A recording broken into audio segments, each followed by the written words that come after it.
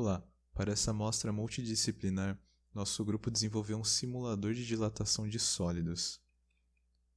Dentre as justificativas para a construção de tal, frisamos a falta de experiências práticas nos livros didáticos sobre estes conceitos, a inviabilidade de realizar tais experiências tanto devido à falta de infraestrutura quanto de materiais para sua realização, e também sobre a importância de visualizar estes fenômenos a partir dos modelos teóricos de onde retiramos suas equações. Com isso em mente, nossa ferramenta possui 3 características distintas. A primeira sendo uma aplicação online onde tanto professor como aluno podem utilizá-la a partir de um computador. A segunda é a de simular os modelos teóricos das dilatações linear, superficial e volumétrica. E a terceira sendo a visualização dinâmica destes fenômenos, onde tanto o professor quanto o aluno podem mexer nas condições iniciais deste fenômeno, tanto quanto no tipo de material a ser utilizado e suas características iniciais, sendo comprimento, lado ou raio.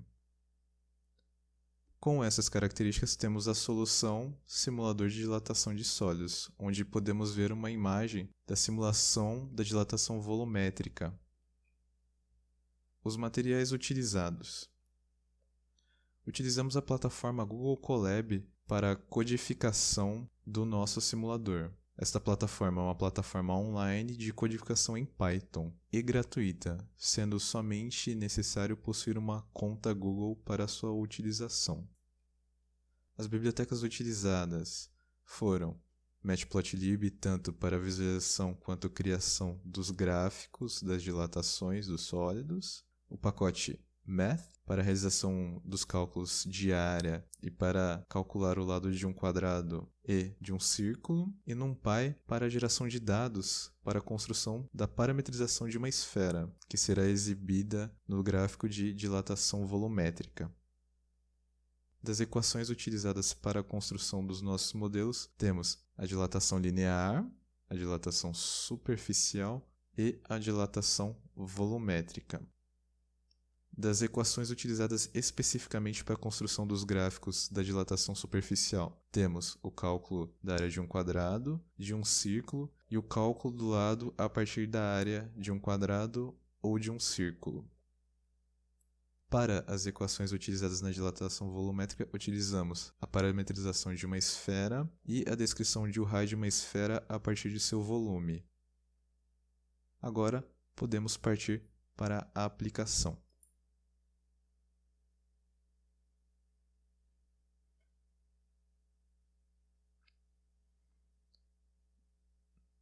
É sempre bom, quando se abre um arquivo na plataforma Google Colab, é copiá-la para o seu Drive, onde podemos fazer esse processo na aba de arquivo e no comando salvar uma cópia no Drive, onde ele está criando uma cópia agora.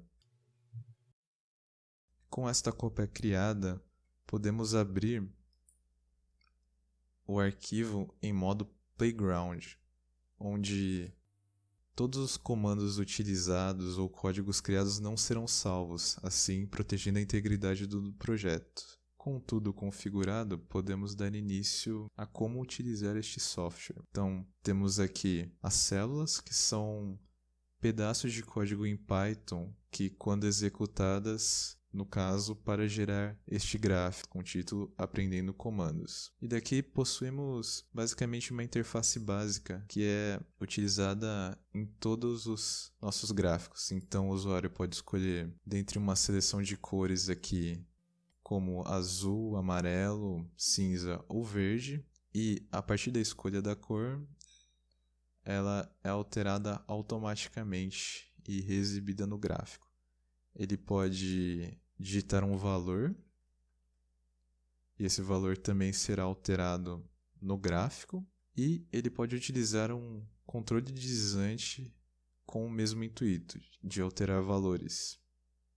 Com isto, podemos pular para a parte de simulação propriamente dita, começando com a dilatação linear, onde temos a nossa equação, que descreve essa dilatação ou contração, onde temos as nossas variáveis aqui, como comprimento inicial, o material, que é uma lista de materiais disponíveis para se trabalhar. No caso aqui, temos estes materiais e a partir da seleção de um deles, o programa identifica qual material é e o seu respectivo coeficiente de dilatação. Podemos escolher a unidade métrica que estamos trabalhando, no caso, vai de quilômetros até milímetros, e a cor do gráfico, que é aconselhado utilizar uma cor similar ao material trabalhado. E por último, nossas temperaturas iniciais e temperatura final. E a partir da execução dessa célula, podemos alterar as condições iniciais. Então vamos criar uma barra de zinco que possua 11,6 metros, seu material alumínio, a unidade que queremos trabalhar serão centímetros e a cor cinza. Sua temperatura inicial será de 33 graus e a final será de 436 graus. Com isso, podemos observar na parte vermelha o quanto este material dilatou. Dependendo do quão dilatado é esse material, pela sua natureza muito pequena, é importante olhar para a ampliação deste gráfico para melhor observar o quanto houve de aumento, o quanto o material dilatou. Podemos pular para a dilatação superficial agora, que possui esta equação e as variáveis que podemos alterar. No caso, o formato da superfície, se é retangular ou circular, o tipo de material que queremos ver, a unidade métrica, a cor, o raio ou lado inicial e também a temperatura inicial e final. Vamos executar o código deste gráfico e aqui podemos escolher entre retangular ou circular. O tipo de material, vamos escolher prata. A unidade métrica que vamos trabalhar é decímetro. E a cor cinza prata, para ser condizente com o tipo de material que estamos trabalhando. Vamos utilizar um raio de 15 decímetros. E a temperatura inicial vamos colocar como a temperatura ambiente, mais ou menos 28 graus, e esquentar essa placa circular a 700 graus.